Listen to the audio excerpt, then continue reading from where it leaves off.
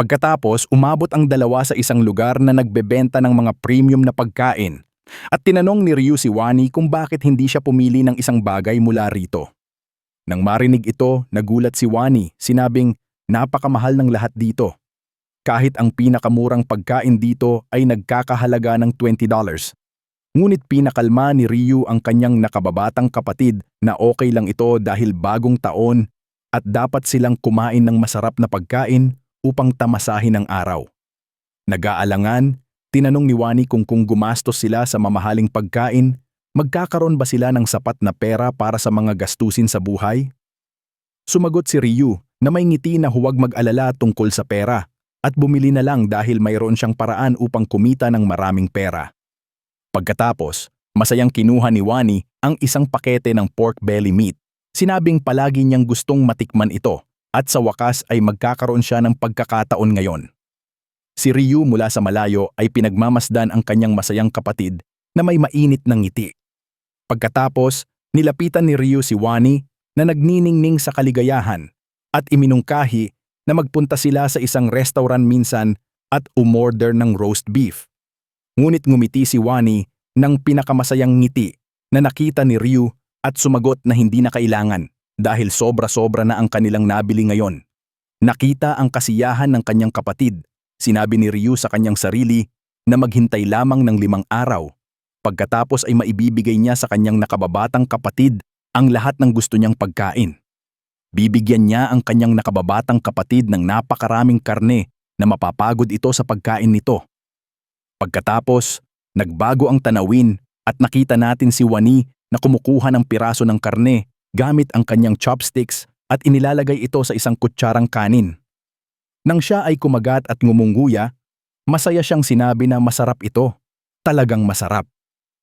Si Ryu ay talagang masaya na nakikita ang kanyang nakababatang kapatid na masaya. Bigla, tumayo si Ryu mula sa kanyang upuan at sinabi kay Wani na maghintay dito dahil mayroon siyang napakahalagang bagay na dapat gawin. Tinanong ni Wani kung saan siya pupunta, ngunit sinabi ni Ryu na malalaman niya sa isang segundo. Pagkatapos, bumalik si Ryu pagkatapos ng ilang sandali at malakas na ibinagsak ang kanyang kamay sa mesa, inilalagay ang kanyang panulat dito. Naguluhan si Wani at napansin ang maraming lottery tickets at nagtanong kay Ryu sa isang hindi tiyak na boses kung lahat ng ito ay lottery tickets. Sumagot si Ryu, "Oo, ito ay lottery tickets," habang binubuksan ang takip ng kanyang panulat. Si Wani, na may nag-aalalang boses, ay nagtanong kung gaano karaming ticket ang binili ni Ryu at sumagot si Ryu na 20.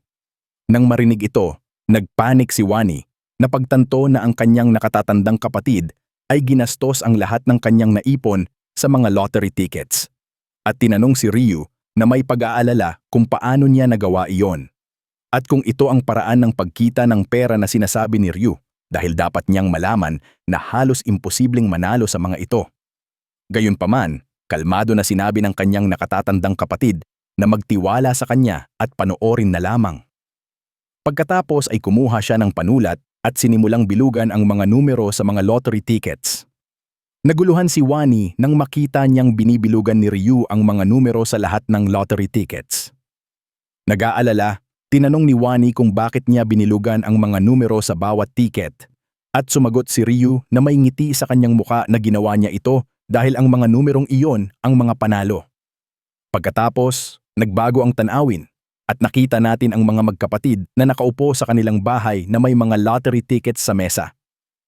Kalmado si Ryu na nagbabaliktad ng kanyang telepono habang ang kanyang kapatid ay nerbyoso na hawak ang telepono sa isang kamay at nakasandal ang kanyang ulo sa kabila. Inanunsyo ang lottery draw mula sa kanyang telepono. Si Wani ay kumakagat sa kanyang mga kuko sa pag-aalala, nakatitig sa screen ng kanyang telepono sa live na broadcast. Akala niya ay may problema sila kung hindi sila mananalo sa kahit isang lottery dahil naubos na nila ang lahat ng kanilang pera. Nang magsimula ang live broadcast, lalong naging nerbiyoso si Wani at pinagsabihan siya ni Ryu na huwag masyadong kabahan at itigil ang pagngatngat ng kanyang mga kuko. Sinabi ni Wani na mas mabuti pang bumili na lang sila ng mas masarap na pagkain gamit ang perang iyon. Nang ianunsyo ng mga host na ang unang maswerteng numero ay 3 tumigil si Wani sa pagngatngat ng kanyang mga kuko. Ang ikalawang numero ay 18 at ang ikatlo ay 9. Nagulat si Wani nang makita niyang tumutugma ang mga numero sa lottery ticket na binili ni Ryu. Habang unti-unting lumalabas ang mga numero, inihambing ni Ryu ang mga ito sa screen ng kanyang telepono. Siya ay labis na na-overwhelm sa emosyon, tumitingin mula sa telepono patungo sa ticket at pabalik. Sa saya, tinanong niya si Ryu kung ito ba ay isang panaginip. Sumagot si Ryu na hindi ito panaginip at sinabi kay Wani na sinabi niya sa kanya na may paraan para kumita ng pera. Nang mapagtanto ni Wani na hindi ito panaginip, itinaas niya ang kanyang kamay, hawak ang lottery ticket at masayang sumigaw na nanalo sila ng unang premyo. Sinabi ni Ryu kay Wani na itigil ang pagsisigaw dahil baka marinig sila ng mga kapitbahay. Baka magkaproblema sila at tumigil si Wani sa pagsisigaw sa kalagitnaan. Pagkatapos, mahinahong tinanong ni Ryu si Wani kung siya ay masaya at sumagot si Wani na siyempre masaya siya at tinanong si Ryu kung hindi siya masaya. Si Ryu, na may ngiti, ay sumagot na masaya siya, ngunit hindi siya mukhang excited. Ipinaliwanag niya na ganun din siya kay Wani nang una siyang manalo sa lottery sa kanyang ika-15 na regression, ngunit pagkatapos ng maraming beses, naging parang obligadong proseso na ito o isang taunang kaganapan. Pagkatapos, sinabi ni Ryu sa kanyang sarili na kailangan niyang kumita ng pera agad dahil pagkatapos ng pagkamatay ng 9 bilyong tao at ang trading ng mga item sa mga manlalaro ay magpapabagsak sa ekonomiya. Pero hindi pa ito ang katapusan ng sorpresa. Nanalo si Ryu ng unang premyo para sa lahat ng 20 ticket. Ngayon, hawak ang lahat ng 20 winning tickets, si Wani ay nagulat, tinatanong si Ryu kung hindi pa rin ito mukhang totoo at kung magkano ang kabuuang halaga. Sumagot si Ryu na hindi niya alam, ngunit pagkatapos ay may ngiti, sinabi niyang napakalaki ng halaga na ito ay yuyugyog sa buong mundo. Bumaba si Ryu mula sa bus at naglakad sa kalye. Hindi nagtagal, nakita niya ang isang mataas na gusali sa harap niya. Ito ang pangunahing sangay ng Nanhyop Bank kung saan siya makakatanggap ng kanyang premyo.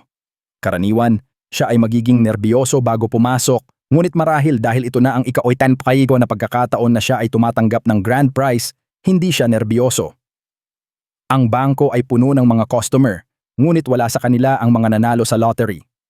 Pumunta si Ryu sa front desk sa lobby ng bagong gusali at nilapitan niya ang empleyado sa duty, sinabing nandito siya upang kunin ang kanyang premyo para sa unang pwesto. Nang marinig ito, ngumiti ang empleyado at binati siya sa kanyang pagkapanalo.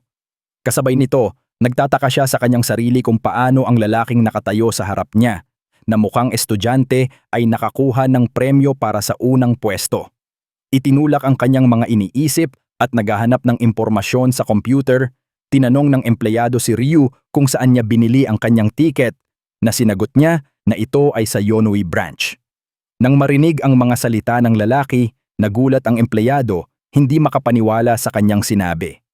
Agad bumalik ang kanyang isipan sa isang pag-uusap sa kanyang kasamahan na nagsabi sa kanya na sa pagkakataong ito, may isang tao na nanalo ng unang premyo para sa 115 na laro at lahat ng unang premyo.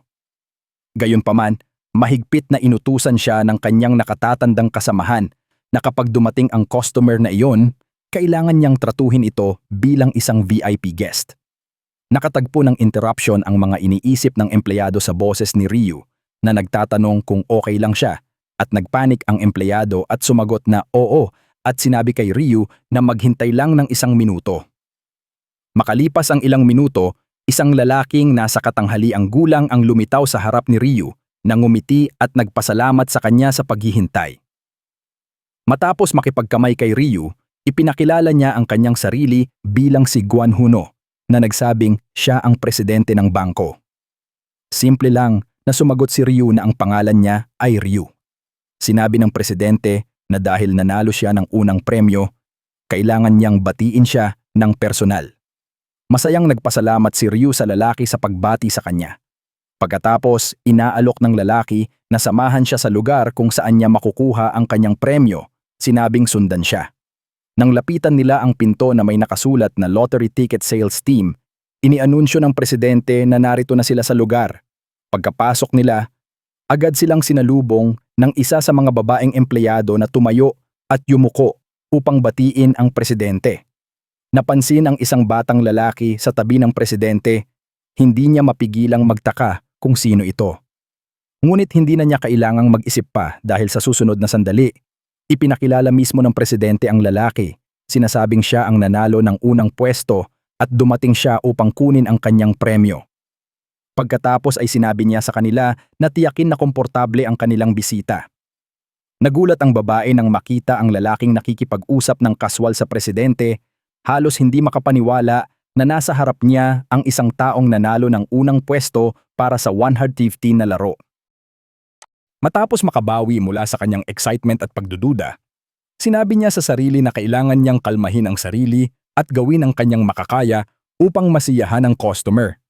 Matapos siyang batiin, inimbitahan ng babae si Ryu na umupo na may ngiti sa kanyang mukha. Umupo siya, komportable sa upuan sa harap niya. Tinanong siya ng babae kung gusto ba niyang uminom, ngunit simpleng sumagot si Ryu na hindi. Idinadagdag na nais niyang agad na simulan ang usapan at kunin ang kanyang premyo. Matapos marinig ang sagot ni Ryu, hindi na nag-aksaya ng oras ang empleyado at hiniling sa kanya na ibigay ang mga tiket upang makumpirma na siya ang nanalo. Agad na ibinigay ni Ryu sa kanya ang isang bunto ng mga winning tickets na dala niya.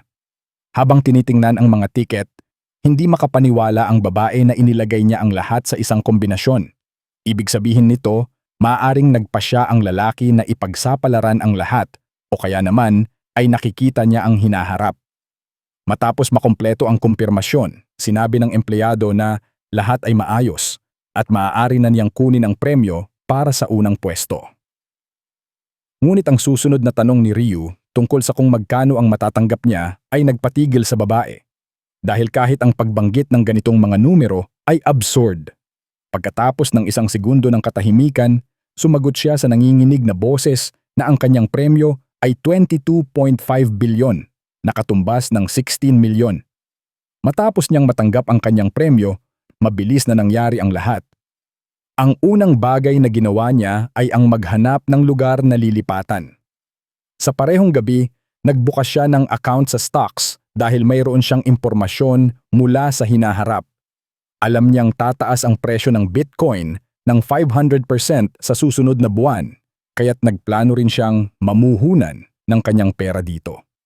Pagbalik sa bahay, ipinakita ni Ryu ang mga larawan ng kanilang bagong bahay sa kanyang nakababatang kapatid at tinanong siya kung gusto niya ito. Masayang sumagot si Wani na ito ay kamangha-mangha, idinadagdag na hindi pa siya nakakita ng ganitong kalaki at kagandang bahay ng personal. Ngunit naguguluhan si Wani sa isang bagay. Tinanong niya si Ryu kung bakit siya pumirma ng kasunduan sa pagupa nang mayroon silang sapat na pera upang bumili ng bahay. Sumagot si Ryu na wala na siyang ibang pera dahil naubos na niya ito. Ang kanyang pahayag ay nagpatigil kay Wani sa kanyang pwesto. At sinadyang idinagdag ni Ryu na inilagay niya ang lahat ng pera sa Bitcoin. Nang marinig ito ng kanyang nakababatang kapatid, muli siyang natigilan. Hindi makapaniwala kung paano kayang sabihin ng kanyang kapatid na inilagay niya ang 15 bilyon sa Bitcoin. Lumapit ang mga tunay na lalaki sa kanyang nakababatang kapatid na naging estatwa at hinaplos siya sa balikat, sinisiguradong hindi niya ito ginawa nang walang pag-iisip at alam niyang tataas ang presyo ng Bitcoin. Sinabi niya kay Wani na huwag mag-alala. Pagkatapos, niyayakap si Wani, idinagdag niya na huwag mag-alala dahil napanaginipan niya ito. At sa panaginip na iyon, nakita niya ang mga bagong numero ng lottery tickets at palagi silang makakakuha ng pera sa pamamagitan ng lottery. Matapos ang mga salita ng kanyang nakatatandang kapatid, nagniningning ang mga mata ng naive na si Wani sa paghanga, naniniwala sa lahat ng sinabi ni Ryu. Nang mapagtanto ito, agad niyang hinawakan si Ryu sa mga balikat at sinimulang alugin siya ng masigla, humihiling na huwag silang kalimutan. Sa isang paraan, nakatakas si Ryu mula sa pagkakahawak ng kanyang nakababatang kapatid. Iniisip sa sarili na hindi niya sila makakalimutan kahit na gusto niya, pagkatapos ulit-ulitin ito ng walang bilang na beses. Pagkatapos, humarap si Ryu sa kanyang kapatid at iminungkahi na kumain sila sa labas bago umalis. Nagtanong si Wani sa pagkalito kung saan sila pupunta at sumagot si Ryu na may ngiti sa kanyang mukha na lilipat sila sa kanilang bagong bahay ngayon. Sa parehong oras, sa isang hindi kilalang lokasyon, si Yang Min ay humahampas at gumawa ng malaking butas sa pader. At pagkatapos ay may ngiting masama. Sinabi niya sa sarili na ang paglalagay ng lahat ng puntos sa lakas ay tamang desisyon. Habang sinasampal ang kanyang kamao sa dulo ng pader muli, idinagdag niya sa sarili na nakakuha pa siya ng isang power room na nagdoble ng kanyang lakas.